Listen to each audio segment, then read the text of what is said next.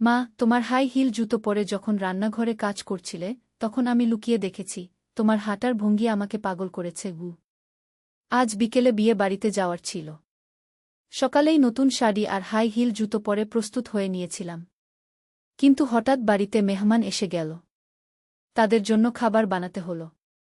High heel জুতো পরেই রান্নাঘরে কাজ করতে লাগলাম। অভ্যাস না থাকায় একটু কষ্ট হচ্ছিল। মেহমানরা চলে যাওয়ার পর ছেলে আমার কাছে এল। বলল, মা, তুমি হাই হিল পরে রান্না করছিলে? আমি বললাম, হ্যাঁ। খোলার সময় ছিল না। সে একটু অস্বস্তি নিয়ে বলল, আমি লুকিয়ে দেখেছি তোমার হাঁটার ভঙ্গি। কথা থামিয়ে দিল। আমি জিজ্ঞেস করলাম, হাঁটার ভঙ্গি কি? সে আমার কাছে এসে বলল, মা, হাই হিলে তোমার হিপের দোলানো, তোমার পায়ের কার্ভ, এসব দেখে আমি বুঝেছি তুমি কত সেক্সি। আমি তোমাকে একজন নারী হিসেবে আকাঙ্ক্ষা করি। আমি তোমাকে ভালোবাসি, বিয়ে করতে চাই। আমার পায়ে এখনো হাই হিল জুতো পরা ছিল। হঠাৎ মনে হলো যেন মাটিতে পা রাখতে পারছি না। এই গল্পটি সম্পূর্ণ শুনলে আপনাদের পানি অটোমেটিক বের হয়ে যাবে, সো যত দ্রুত সম্ভব হাতের কাছে টিস্যু নিয়ে বসে পড়ো। বিছানার চাদর যেন নষ্ট না হয় সেটা সম্পূর্ণ খেয়াল রাখার অনুরোধ জানিয়ে গল্পটি এখন শুরু করব। তার আগে সর্বশেষ অনুরোধ, দয়া করে এমন পানি বের করার গল্প নিয়মিত শুনতে আমাদের চ্যানেলটি সকলেই সাবস্ক্রাইব করুন। ধন্যবাদ। হ্যালো বন্ধুরা, আমার নাম মিতালি সেন। আমার বয়স ৩৯ বছর। আমার স্বামীর নাম সুদীপ্ত সেন, বয়স ৪২ বছর। আমাদের ২ সন্তান, রাহুল আর পূর্ণিমা। রাহুল ১৮ বছর বয়সী, কলেজে পড়ে। পূর্ণিমা ১৪ বছর বয়সী, স্কুলে যায়। আমার জীবনটা খুব সাধারণ ছিল। স্বামী সুদীপ্ত একটা প্রাইভেট কোম্পানিতে কাজ করে। আমি গৃহিণী। ২ সন্তান নিয়ে খুব সুখেই দিন কাটছিল। কিন্তু একদিন সবকিছু বদলে গেল। সেদিন ছিল শনিবার। সকালবেলা আমি রান্নাঘরে চা বানাচ্ছিলাম। হঠাৎ রাহুল এসে বলল, মা, আমার একটা কথা আছে। আমি বললাম, বল বাবা, কি কথা? সে একটু ইতস্তত করে বলল, মা, আমি তোমাকে একটা জিনিস দেখাতে চাই। রাহুল আমাকে নিয়ে গেল তার রুমে। সেখানে তার ডেস্কের উপর একটা পুরনো বাক্স রাখা ছিল। সে বলল, মা, এইটা আমি দাদু বাড়ির পুরনো ঘরে পেয়েছি। এর ভিতরে কি আছে জানো? আমি বললাম, না তো, কি আছে? সে বাক্সটা খুলল। ভিতরে অনেকগুলো পুরনো চিঠি, ছবি আর একটা ডায়েরি। রাহুল বলল, মা, এগুলো দাদুর লেখা। কিন্তু ব্যাপার হচ্ছে, এই ডায়েরিতে এমন কিছু লেখা আছে যেটা আমাদের পরিবারের একটা বড় রহস্য। আমি যখন এগুলো পড়েছি তখন খুব অবাক হয়েছি। আমি কৌতূহলী হয়ে বললাম, কি লেখা আছে? রাহুল ডায়েরিটা খুলে একটা পাতা দেখাল। সেখানে লেখা ছিল, আমাদের বাড়ির নিচে একটা গুপ্ত ঘর আছে। সেই ঘরে আছে আমাদের পূর্বপুরুষদের লুকানো সম্পদ। কিন্তু সেই ঘরে যাওয়ার পথটা খুবই বিপজ্জনক। আমার মাথা ঘুরে গেল। এমন কথা তো কোনোদিন শুনিনি। রাহুল বলল, মা, আমি আরও পড়েছি। দাদু লিখেছেন যে সেই গুপ্ত ঘরের দরজা খোলার জন্য একটা বিশেষ চাবি লাগে। সেই চাবিটা আছে আমাদের বাড়ির কোথাও। আমি বললাম, রাহুল, এসব তো রূপকথার গল্পের মতো শোনাচ্ছে। সত্যি হবে নাকি? রাহুল বলল, মা, আমি নিশ্চিত। দাদু খুব বিশ্বস্ত মানুষ ছিলেন। উনি মিথ্যে লিখবেন কেন? সেদিন সারাদিন আমার মন অস্থির ছিল। রাতে স্বামী অফিস থেকে ফিরে এসে আমি তাকে সব বললাম। সুদীপ্ত প্রথমে বিশ্বাস করতে চাইল না। কিন্তু যখন আমি ডায়েরিটা দেখালাম তখন সেও অবাক হয়ে গেল। পরের দিন রবিবার। আমরা সবাই মিলে বাড়ির প্রতিটি কোণে খুঁজতে শুরু করলাম। পূর্ণিমা প্রথমে ব্যাপারটা বুঝতে পারছিল না। কিন্তু যখন আমরা তাকে বললাম যে আমরা একটা রহস্যের সমাধান করছি, তখন সেও উৎসাহিত হয়ে গেল। আমরা খুঁজতে খুঁজতে দুপুর হয়ে গেল। কোথাও কোনো চাবি পেলাম না। হঠাৎ পূর্ণিমা চিল্লার করে বলল, দিদি, এইখানে কি? সে আমাদের বেডরুমের আলমারির পিছনে একটা ছোট্ট ফাঁক দেখিয়ে দিল। সুদীপ্ত আলমারিটা সরিয়ে দিল। দেখি দেয়ালে একটা ছোট্ট গর্ত। সেই গর্তের ভিতরে একটা পুরনো কাপড়ে মোড়ানো কিছু একটা। রাহুল সেটা বের করে খুল। ভিতরে একটা অদ্ভুত আকৃতির চাবি। সেই চাবির গায়ে কিছু প্রতীক খোদাই করা। সুদীপ্ত বলল, এবার আমাদের খুঁজে বের করতে হবে সেই গুপ্ত ঘরটা কোথায়। আমরা আবার ডায়েরি খুলে পড়তে শুরু করলাম। ডায়েরিতে লেখা ছিল, বাড়ির উত্তর-পশ্চিম কোণে, রান্নাঘরের পাশের ছোট্ট স্টোর রুমের মেঝেতে একটা আলগা টাইল আছে। সেই টাইল সরালে নিচে একটা সিডি পাওয়া যাবে। আমরা সবাই স্টোর রুমে গেলাম। সেখানে সত্যিই একটা টাইল একটু আলগা লাগছিল। সুদীপ্ত সেই টাইলটা উঠিয়ে দিল। নিচে একটা সংকীর্ণ সিডি। আমার হৃদয় জোরে জোরে স্পন্দিত হচ্ছিল। পূর্ণিমা ভয়ে আমার হাত ধরে রইল। রাহুল উৎসাহে বলল, চলো মা, নেমে দেখি গু। আমরা টর্চলাইট নিয়ে একে একে সিঁড়ি দিয়ে নামতে শুরু করলাম। সিঁড়িটা বেশ গভীর ছিল। প্রায় 20টি ধাপ নামার পর একটা সংকীর্ণ করিডোর। করিডোর ধরে হাঁটতে হাঁটতে আমরা পৌঁছালাম একটা দরজার সামনে। দরজাটা পুরোপুরি বন্ধ। তার মাঝখানে একটা ছোট্ট তালার মতো জিনিস। সুদীপ্ত আমাদের পাওয়া চাবিটা সেই তালা লাগাল। চাবিটা পারফেক্ট ম্যাচ। একটা ক্লিক আওয়াজের সাথে দরজা খুলে গেল। আমরা যা দেখলাম তা বিশ্বাস করতে পারলাম না। একটা বিশাল ঘর। ঘরের চারদিকে অসংখ্য বই, পুরনো আসবাবপত্র আর সোনারূপার গহনা ভর্তি কয়েকটা বাক্স। রাহুল অবাক হয়ে বলল, মা, এত আসল সোনা? পূর্ণিমা বলল, এত সুন্দর সুন্দর জিনিস। কিন্তু আমার নজর পড়ল ঘরের কোণে রাখা একটা বড় ট্রাঙ্কে। সেই ট্রাঙ্কের উপরে একটা চিঠি। আমি সেই চিঠিটা নিয়ে পড়লাম। চিঠিতে লেখা ছিল যে কেউ এই গুপ্ত ঘরে প্রবেশ করবে সে আমাদের বংশের উত্তরাধিকারী। এই সম্পদগুলো তার। কিন্তু একটা শর্ত আছে। এই সম্পদ দিয়ে অবশ্যই গরিব মানুষদের সাহায্য করতে হবে। নিজের স্বার্থে ব্যবহার করা যাবে না। আমার চোখে পানি এসে গেল। আমি বুঝতে পারলাম আমাদের পূর্বপুরুষরা কত মহান ছিলেন। সুদীপ্ত বলল, মিতালি, আমাদের জীবন এবার বদলে যাবে। কিন্তু আমরা এই শর্ত মানব। আমরা সেই দিন থেকে নিয়মিত সেই গুপ্ত ঘরে যেতে শুরু করলাম। সেখানকার বইগুলো পড়ে আমরা অনেক কিছু শিখলাম। জানতে পারলাম আমাদের পূর্বপুরুষরা সমাজসেবক ছিলেন। আমরা সেই সম্পদ দিয়ে এলাকার গরিব ছেলেমেয়েদের পড়াশোনার ব্যবস্থা করলাম। একটা দাতব্য সংস্থা খুললাম। রাহুল আর পূর্ণিমা এই কাজে আমাদের সাহায্য করত। আমাদের পরিবারে একটা নতুন উদ্দেশ্য এসেছিল। কিন্তু একদিন আরেকটা বড় ঘটনা ঘটল। আমরা যখন সেই গুপ্ত ঘরে বসে বই পড়ছিলাম তখন হঠাৎ একটা আওয়াজ পেলাম। মনে হচ্ছিল কেউ যেন কাঁদছে। আওয়াজটা আসছিল ঘরের দেয়ালের পিছন থেকে। সুদীপ্ত দেয়াল খুঁটিয়ে দেখল। দেখা গেল একটা দেয়াল আসলে গোপন দরজা। সেই দরজা খুলে আমরা প্রবেশ করলাম আরেকটা ছোট ঘরে। সেখানে একটা মেয়ে বসে কাঁদছিল। মেয়েটার বয়স প্রায় 15-16। আমি তাড়াতাড়ি তার কাছে গিয়ে বললাম, মেয়ে, তুমি কে? এখানে কি করে এলে? মেয়েটা ভয়ে ভয়ে বলল, আমার নাম শান্তি। আমি পালিয়ে এসেছি। আমার মা-বাবা আমাকে জোর করে বিয়ে দিতে চাইছিল। আমি লুকানোর জায়গা খুঁজতে খুঁজতে এই সুড়ঙ্গ দিয়ে এখানে এসেছি। আমার মায়া হয়ে গেল। আমি বললাম, মেয়ে, তুমি চিন্তা করো না। আমরা তোমায় সাহায্য করব। রাহুল বলল, মা, আমরা শান্তি দিদিকে আমাদের বাড়িতে রাখতে পারি? খুব। পূর্ণিমা বলল, হ্যাঁ, আমার একটা বোন হবে।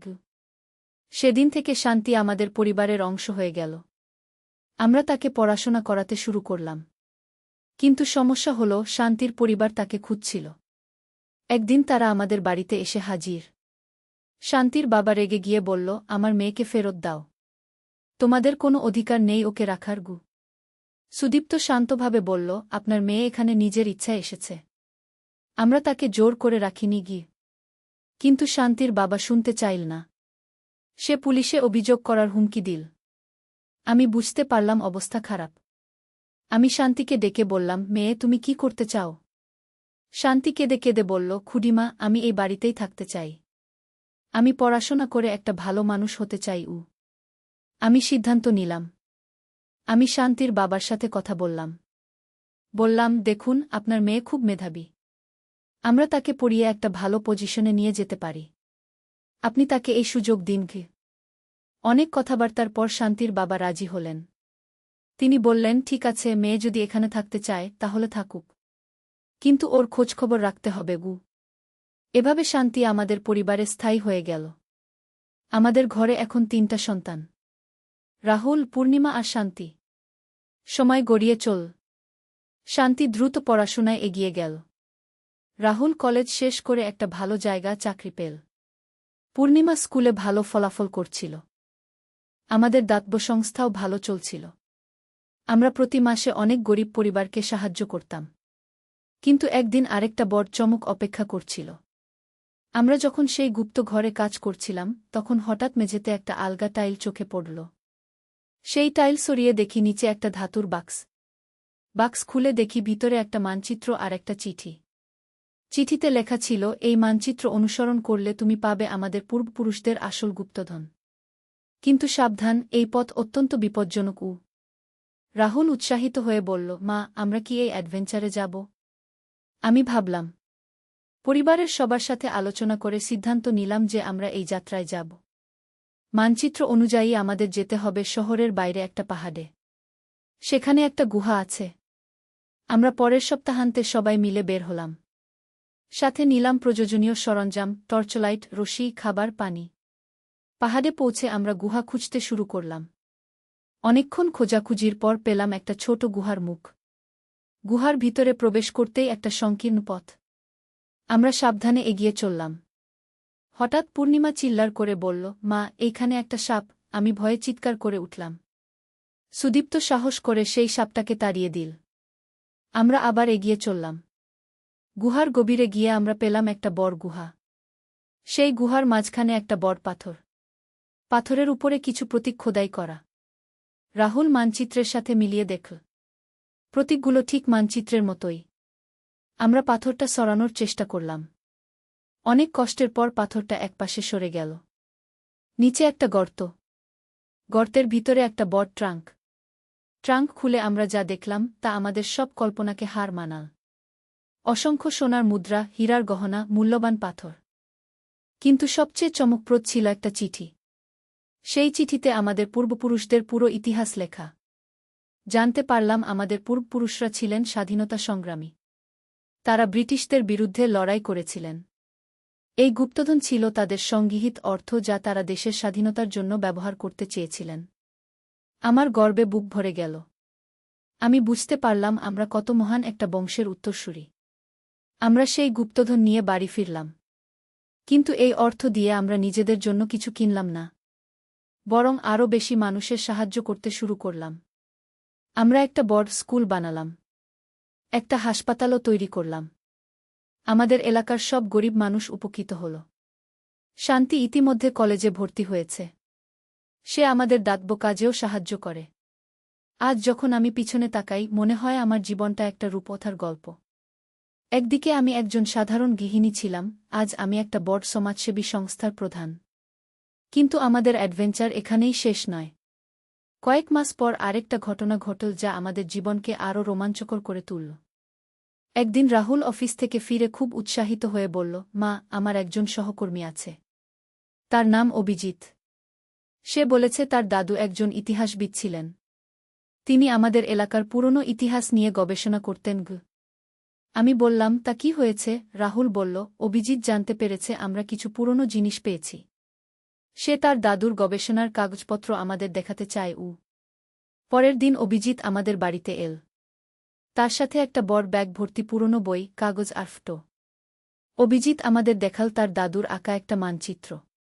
সেই মানচিত্রে আমাদের এলাকার আরও কয়েকটা গুপ্তস্থানের চিহ্ন ছিল। আপনারা শুধু একটা জায়গা আবিষ্কার করেছেন, অভিজিৎ বলল। আমার দাদুর মতে এই এলাকায় আরও 4টা গুপ্তস্থান আছে। প্রতিটা স্থানে আছে আলাদা ধরনের গুপ্তধন। পূর্ণিমা উৎসাহে বলল, তাহলে আমরা সবগুলো খুঁজে বের করব। শান্তিও সাথে সাথে বলল, হ্যাঁ, এটা হবে দারুণ অ্যাডভেঞ্চার। আমি সুদীপ্তর দিকে তাকালাম। সে মাথা নেড়ে সম্মতি জানাল। আমরা পরের সপ্তাহে প্রথম স্থানের খোঁজে বের হলাম। অভিজিৎ আমাদের সাথে গেল। মানচিত্র অনুযায়ী আমাদের যেতে হবে শহরের পূর্ব পাশে একটা পুকুরের ধারে। সেই পুকুরের কাছে পৌঁছে আমরা খুঁজতে শুরু করলাম। মানচিত্রে একটা বড় বটগাছের নিশানা ছিল। আমরা সেই বটগাছ খুঁজে পেলাম। বটগাছের নিচে মাটি খুঁড়তে শুরু করলাম। প্রায় 3 ফুট খোঁড়ার পর আমাদের ফাবড়া একটা শক্ত জিনিসে লাগল। সেটা ছিল একটা পাথরের বাক্স। বাক্স খুলে দেখি ভিতরে অনেকগুলো প্রাচীন বই আর পাণ্ডুলিপি। অভিজিৎ বইগুলো দেখে অবাক হয়ে বলল, এগুলো অমূল্য। এগুলো আমাদের দেশের প্রাচীন সভ্যতার নিদর্শন। আমরা সেই বইগুলো নিয়ে বাড়ি ফিরলাম। অভিজিৎ তার এক অধ্যাপক বন্ধুকে দিয়ে বইগুলো পরীক্ষা করাল। অধ্যাপক জানালেন যে এগুলো প্রায় 5 বছরের পুরনো। এর মধ্যে আছে আয়ুর্বেদিক ঔষধের ফর্মুলা, জ্যোতিষশাস্ত্র আর প্রাচীন গণিতের তত্ত্ব। আমরা সিদ্ধান্ত নিলাম এই বইগুলো জাদুঘরে দান করব যাতে সবাই এগুলোর উপকার পেতে পারে। এরপর আমরা গেলাম দ্বিতীয় স্থানে। সেটা ছিল শহরের দক্ষিণ পাশে একটা পুরনো মন্দিরের কাছে। মন্দিরের পুরোহিত আমাদের জানালেন যে সেই মন্দির প্রায় ৩০ বছরের পুরনো। তার দাদা তাকে বলেছিলেন যে মন্দিরের নিচে কোনো গুপ্ত কক্ষ আছে। আমরা পুরোহিতের সাহায্যে মন্দিরের ভিতরে খুঁজতে শুরু করলাম। বেদির নিচে একটা আলগা পাথর পেলাম। পাথর সরিয়ে নিচে পেলাম একটা সিঁড়ি। সিঁড়ি দিয়ে নেমে দেখি একটা ছোট্ট কক্ষ। কক্ষের মাঝখানে একটা প্রাচীন মূর্তি। মূর্তির পাদদেশে ছিল একটা ছোট্ট বাক্স। বাক্সে পেলাম কিছু প্রাচীন মুদ্রা আর একটা স্বর্ণের তৈরি ছোট্ট মূর্তি। পুরোহিত আমাদের বললেন, এই মূর্তি আমাদের মন্দিরে থাকুক। এটা আমাদের ঐতিহ্যের অংশও। আমরা সেই মূর্তি মন্দিরেই রেখে দিলাম। কিন্তু মুদ্রাগুলো আমরা একটা মিউজিয়ামে দান করলাম। তৃতীয় স্থান ছিল একটা পুরনো কুয়ার কাছে। সেই কুয়া শুকিয়ে গিয়েছিল বহু বছর আগে। আমরা কুয়ার ভিতরে নামলাম। কুয়ার দেয়ালে একটা ছোট্ট ফাঁক পেলাম। সেই ফাঁকের ভিতরে ছিল একটা চামড়ার থলি। থলির ভিতরে পেলাম কিছু দুর্লভ রত্নপাথর আর একটা হস্তলিখিত চিঠি। চিঠিতে লেখা ছিল যে এই গুপ্তধন পাবে সে আমাদের বংশের সন্তান। এই রত্নপাথরগুলো ব্যবহার করে সমাজের কল্যাণে কাজ করব। আমরা সেই রত্নপাথর বিক্রি করে তার টাকা দিয়ে আরও একটা স্কুল তৈরি করলাম। চতুর্থ আর শেষ স্থানটা ছিল সবচেয়ে রহস্যময়। মানচিত্র অনুযায়ী আমাদের যেতে হবে একটা জঙ্গলের মধ্যে। সেই জঙ্গলে পৌঁছে আমরা দেখলাম একটা অদ্ভুত গঠনের পাথরের স্তূপ। পাথরগুলো এমনভাবে সাজানো যেন কোনো প্রাচীন স্থাপত্যের অংশ। অভিজিৎ তার দাদুর নোট দেখে বলল, এই পাথরের স্তূপের মধ্যেই লুকানো আছে সবচেয়ে বড় গুপ্তধন। আমরা পাথরগুলো সরাতে শুরু করলাম। অনেক কষ্টের পর একটা বড় গর্তের মুখ খুলে গেল।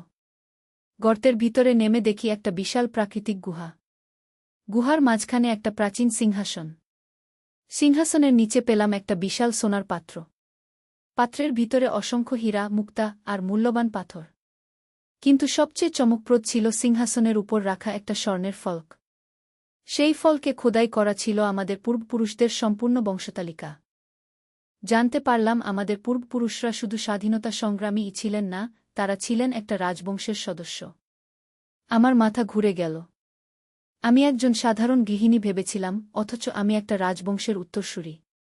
সুদীপ্ত আমার হাত ধরে বলল, মিতালি, এই তথ্য জানার পরেও আমাদের কর্তব্য পরিবর্তন হয়নি। আমরা আগের মতোই মানুষের সেবা করে যাব। আমি মাথা নেড়ে সম্মতি জানালাম। আমরা সেই সোনার পাত্র আর রত্নপাথরগুলো নিয়ে বাড়ি ফিরলাম। কিন্তু স্বর্ণের ফলকটা আমরা সেই গুহাতেই রেখে দিলাম। সেটা আমাদের পূর্বপুরুষদের স্মৃতি। এই শেষ গুপ্তধন দিয়ে আমরা একটা বিশ্ববিদ্যালয় স্থাপন করলাম। সেই বিশ্ববিদ্যালয়ে গরিব মেধাবী ছাত্রছাত্রীরা বিনামূল্যে পড়াশোনা করতে পারে। রাহুল এখন সেই বিশ্ববিদ্যালয়ের প্রশাসনিক কাজে সাহায্য করে। পূর্ণিমা আর শান্তি দুজনেই সেই বিশ্ববিদ্যালয়ে পড়াশোনা করছে। আজ যখন আমি আমাদের এই যাত্রার কথা ভাবি, মনে হয় স্বপ্ন দেখছি। একটা হাই হিল জুতো পরে রান্না করা থেকে শুরু করে একটা রাজবংশের ইতিহাস আবিষ্কার করা, এ যেন কোনো রূপকথার গল্প। কিন্তু এই গল্পের সবচেয়ে সুন্দর দিক হচ্ছে, আমরা শুধু গুপ্তধন পাইনি, আমরা পেয়েছি একটা উদ্দেশ্য। আমরা বুঝতে পেরেছি যে সম্পদের আসল মূল্য হচ্ছে তা দিয়ে অন্যদের সাহায্য করা। আমাদের পরিবারের সবাই এখন সমাজসেবায় নিয়োজিত। আমরা যে দাতব্য প্রতিষ্ঠানগুলো তৈরি করেছি সেগুলো এখন হাজার হাজার মানুষের কাজে আসছে। শান্তি এখন একটা মেধাবী তরুণী। সে আমাদের সাথে সমাজসেবার কাজে যোগ দিয়েছে। তার স্বপ্ন একদিন একটা বড় ডাক্তার হয়ে গরিব মানুষদের বিনামূল্যে চিকিৎসা দেওয়া। পূর্ণিমা চায় শিক্ষক হতে। সে বলে, মা, আমি চাই যে প্রতিটা গরিব বাচ্চা শিক্ষা পাক। রাহুল আমাদের সমস্ত প্রতিষ্ঠান পরিচালনায় দক্ষতার সাথে সাহায্য করছে। সে একটা দায়িত্বশীল তরুণ হয়ে উঠেছে। অভিজিৎ এখন আমাদের পরিবারের বন্ধু। সে নিয়মিত আমাদের সাথে দেখা করে। তার স্বপ্ন একদিন তার দাদুর মতো একজন ইতিহাসবিদ হওয়া।